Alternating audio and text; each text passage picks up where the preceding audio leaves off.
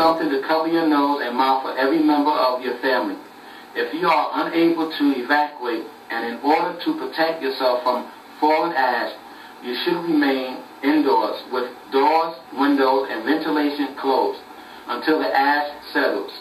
Stay informed.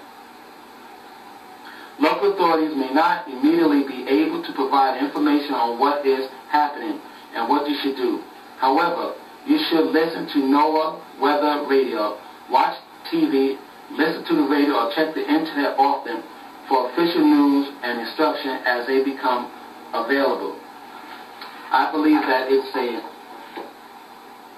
mild possibility for Brooklyn, New York to be affected by a volcanic eruption. And if a volcanic eruption does take place outside of Brooklyn, New York, then I believe it can happen between the years 2009 and 2016. Number 4 is about radiological attacks. In the year 2008, I had a dream about some type of radiological incident taking place in the United States. Let us learn how a person can best survive a radiological attack from studying FEMA, CMO, and from studying CDC emergency readiness documents. FEMA says, terrorist use of a RDD, which means radiological dispersion device, is also often called a dirty bomb, is considered far more likely than use of a nuclear explosive device. A RDD combines a conventional explosive device, such as a bomb, with radioactive material. It is designed to scatter a dangerous and sublethal amount of radioactive material over a general area.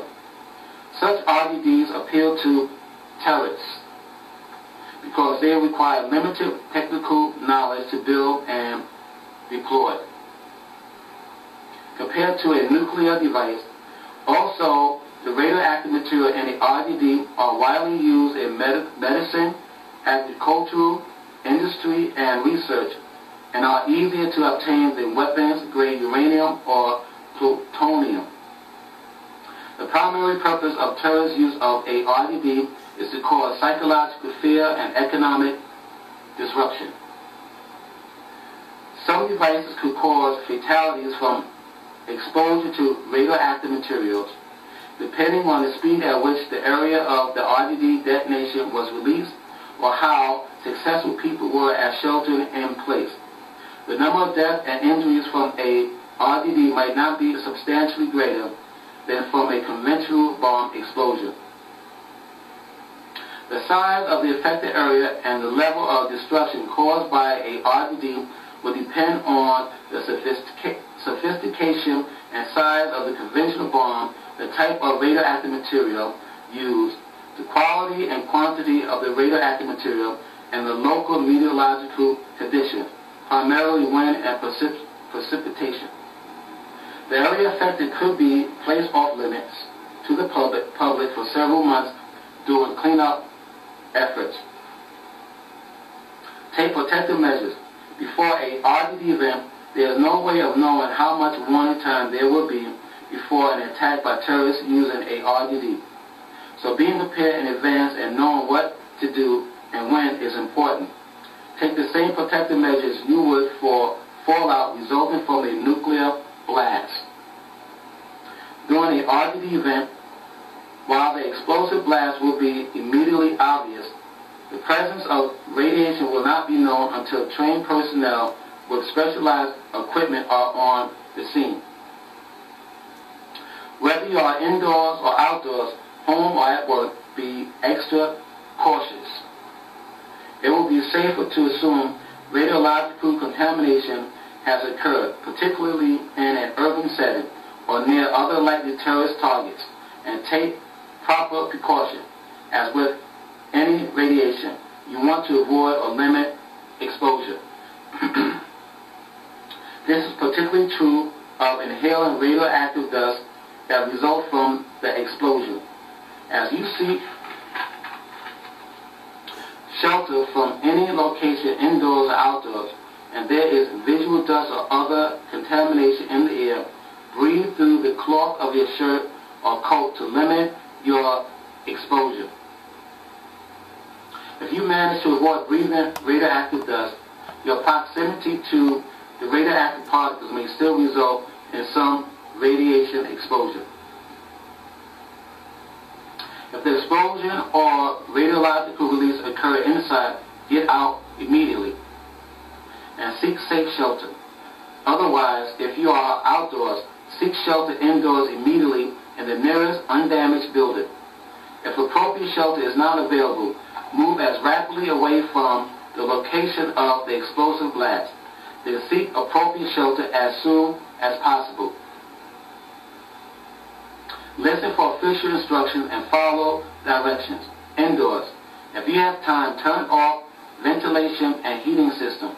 Close windows, vents, fireplace dampers, exhaust fans, and clothes dryers vents. Retrieve your disaster supply kit and a battery-powered radio and take them to your shelter room. Seek shelter immediately, preferably underground or in an interior room of a building, placing as much distance and dense shielding as possible between you and the outdoors where the radioactive material may be. Seal windows and external doors that do not fit snugly with duct tape to reduce infiltration of radioactive particles. Plastic sheeting will not provide shielding from radioactivity nor from blast effect of a nearby explosion. Listen for official instructions and follow directions. After a RGD event, after finding safe shelter, those who may have been exposed to radioactive material should decontaminate themselves. To do this, remove and bag your clothing and isolate the bag away from you and others, and shower thoroughly with soap and water. Seek medical attention after officials indicate it is safe to leave the shelter. Contamination from a RGD event could affect a wide area, depending on the amount of conventional explosive used, the quantity and type of radioactive material released, and meteorological condition. Thus, radiation dissipation varies, but radiation from a RGD will likely take longer to dissipate due to a potentially larger localized concentration of radioactive material. Follow these additional guidelines after a RGD event.